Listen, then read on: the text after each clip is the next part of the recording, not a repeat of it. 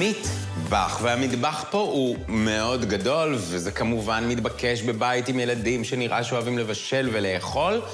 ואם אנחנו מסתכלים על הסגנון העיצובי, פרובנס, מסגרות, שלייפלק, ידיות ככה זהובות, מפוסלות, ובמרכז אי גדול בצבע טורקיז עם משטח בוטשר. כמה שהמטבח הזה פרובנס, הכנסנו בו הרבה אלמנטים תעשייתיים וקצת מודרניים. עשינו טיח מיוחד על הקירות כדי לתת את המראה התעשייתי. אנחנו מנסים גם במטבח להכניס את השילוב.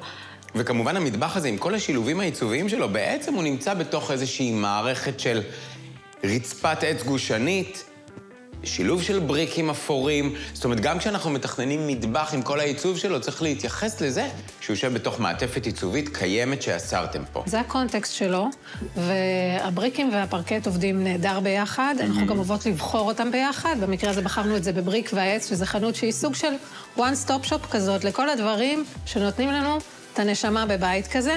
העבודה איתם היא חוויה אחרת, מקצועיות, הידע הנרחב והשירות האישי לכל פרויקט. אנחנו מאוד מאוד אוהבים פרקט. ברוב הבתים שלנו אנחנו בוחרות פרקט, כמה שיותר גושני עם עיניים. זה חומר שהוא מחמם כל חלל. אז בחירת הפרקט מבחינתנו, אחד הבחירות הכי חשובות של הבית.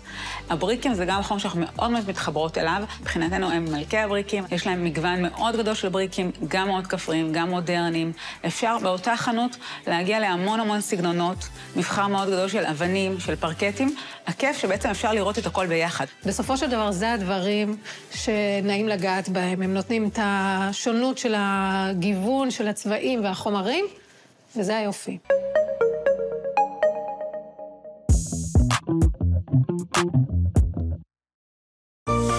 הטלוויזיה של ישראל. 12